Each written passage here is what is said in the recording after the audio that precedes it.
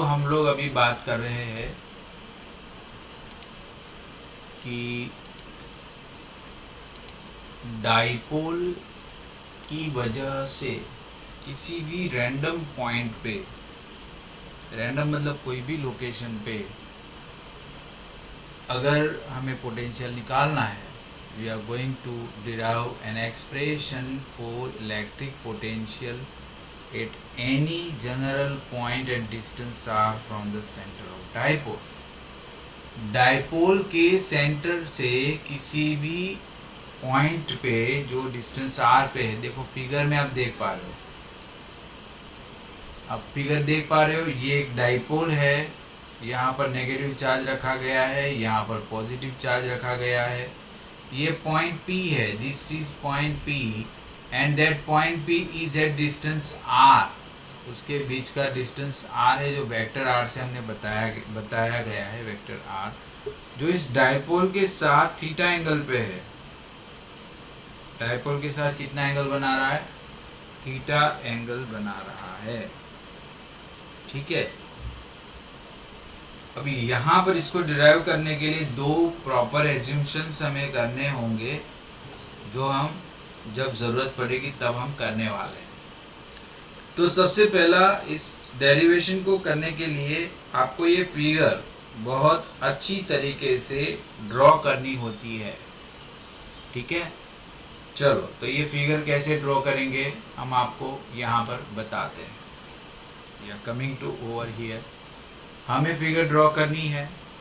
सबसे पहला हम अच्छी तरीके से एक डाइपोल बना देते हैं।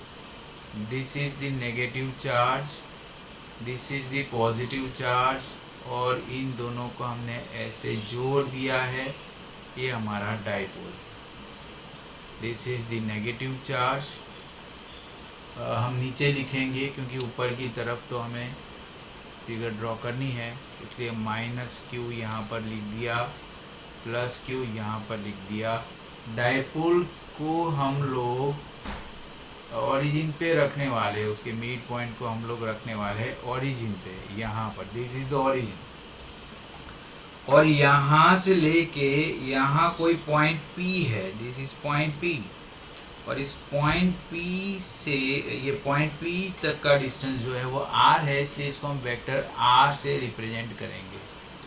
अब हमें एज्यूम करना है कि -q से ये P तक का जो डिस्टेंस है हम उसको R- से रिप्रेजेंट करने वाले हैं। This is R- and this is R+।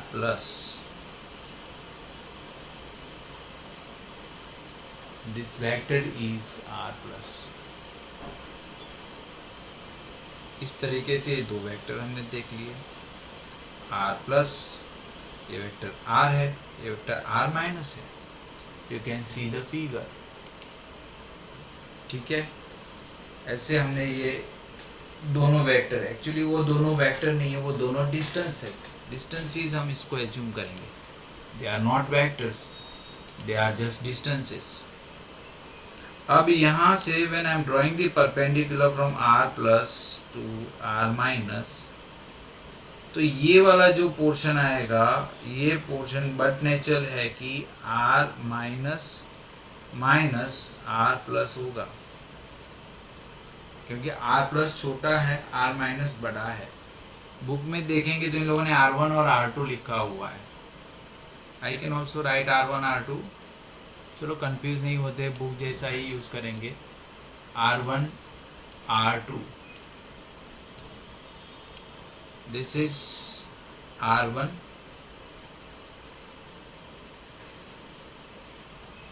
And this is R2, तो this would be R1 - R2।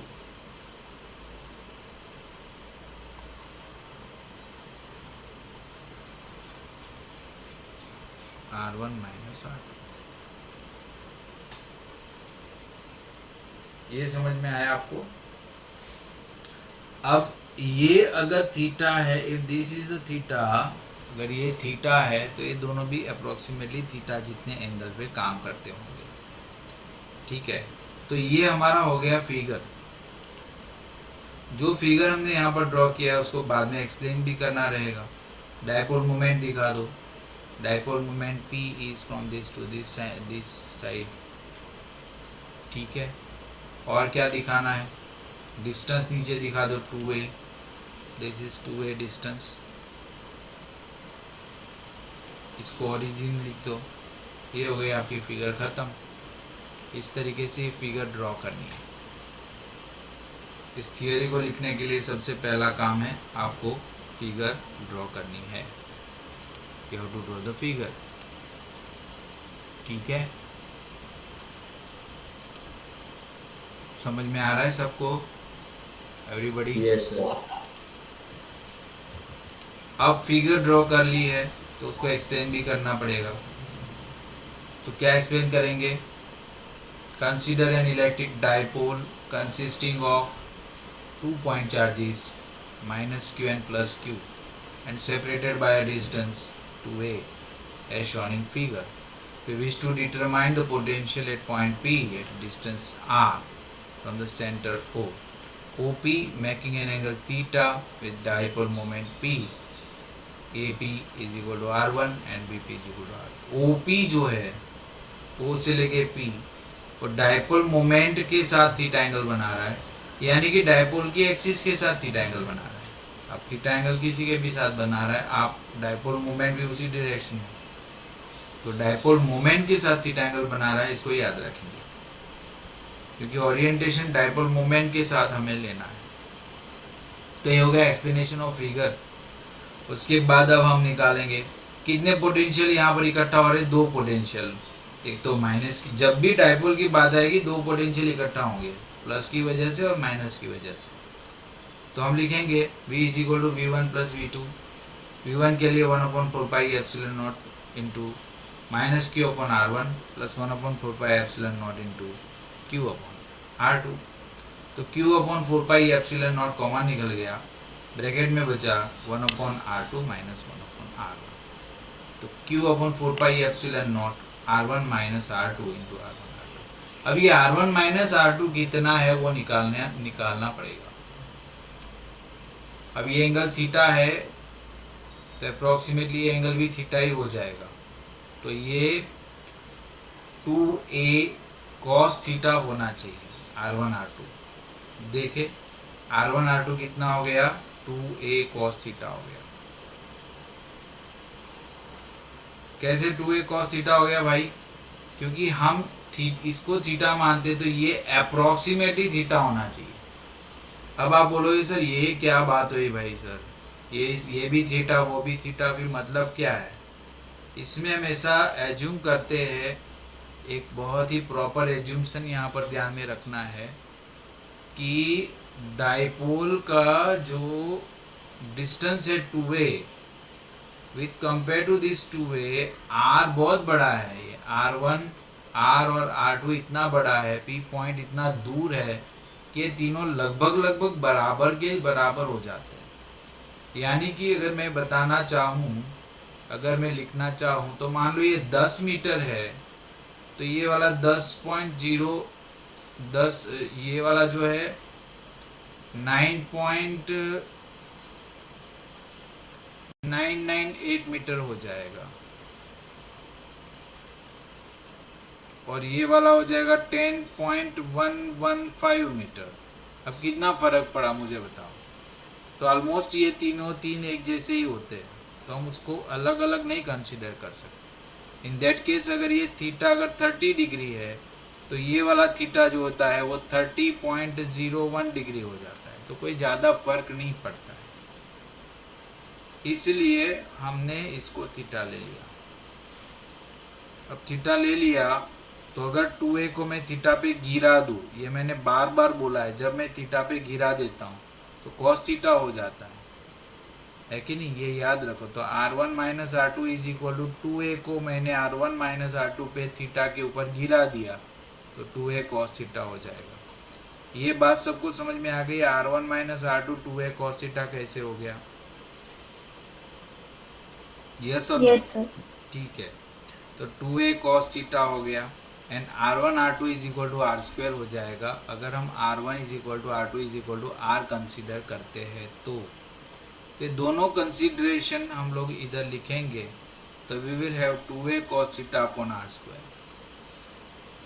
सो अब हमारा पोटेंशियल हो जाएगा, यहाँ पर लिखा हुआ है 2a cos theta upon R square Q upon 4 pi epsilon not 2a cos theta upon R square Q into 2a dipole moment P हो जाता है इसलिए P cos theta upon R square. अब हमें वेक्टर चाहिए तो हम क्या करेंगे, vector R into magnitude of R ऐसे लिखेंगे तो वो आर केप हो जाता है, ठीक है। तो it will be 1 upon 4 pi epsilon naught P dot R upon R cube, यानी कि 1 upon 4 pi epsilon naught vector P dot R cap upon R square. ये हमारा पोटेंशियल का फॉर्मूला आ गया। तो ये पोटेंशियल फॉर्मूला जो है वो किसके बेस पे है, डाइपोल मोमेंट के बेस पे है और R के बेस पे है। R स्क्वायर के इन्वर्सली प्रोपोर्शनल है, डाइपोल मोमेंट के डायरेक्टली प्रोपोर्शनल है। Here we have taken P is equal to Q into 2a. It is a dipole moment and R cat is equal to vector R upon R. It is a unit vector along the position vector OP which is vector R. तो समझ में आ गया आपको ये बात। अभी यहाँ पर डायरेक्शन की बात हो जाती है, P का डायरेक्शन और R का डायरेक्शन।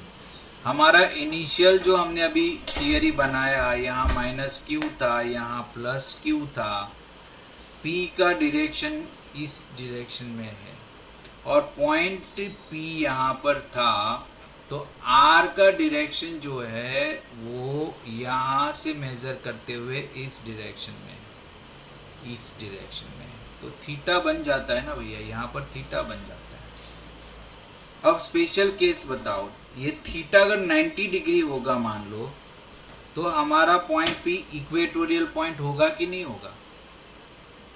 90 डिग्री होगा तो। और थीटा 180 डिग्री होगा तो P कहाँ पर जाएगा, इस साइड जाएगा कि नहीं जाएगा? P यहाँ पर आएगा तो थीटा कितना हो जाएगा, यहाँ से ऐसा 180 डिग्री। तो ये हमारा फर्स्ट केस है कि थीटा 0 है या 180 डिग्री है तो क्या होगा। तो थीटा 0 है या 180 डिग्री है तो पोटेंशियल V की वैल्यू प्लस और minus 1 upon 4 pi epsilon naught P upon R square हो जाएगी, ठीक है। 180 होगा तो माइनस होगा, 0 होगा तो प्लस होगा। समझ में आ रहा है सबको? तो इसका मतलब क्या है, हम लोग क्या स्टेटमेंट लगा सकते हैं? हम लोग स्टेटमेंट लगा सकते हैं the potential has greatest positive और ग्रेटेस्ट नेगेटिव वैल्यूज। पोटेंशियल को ग्रेटेस्ट पॉजिटिव या ग्रेटेस्ट नेगेटिव वैल्यू होती है, ठीक है। पोटेंशियल को ग्रेटेस्ट पॉजिटिव या ग्रेटेस्ट नेगेटिव वैल्यू होती है, कब होती है? जब थीटा इज इक्वल टू 0 होता है तब। दूसरा केस क्या हो सकता है, जब थीटा 90 डिग्री होता हो तब पॉइंट P कहाँ लाई करेगा?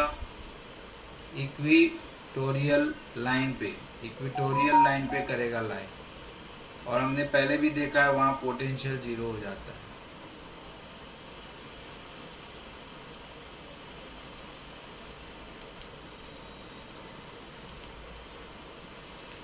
काय करते भाई,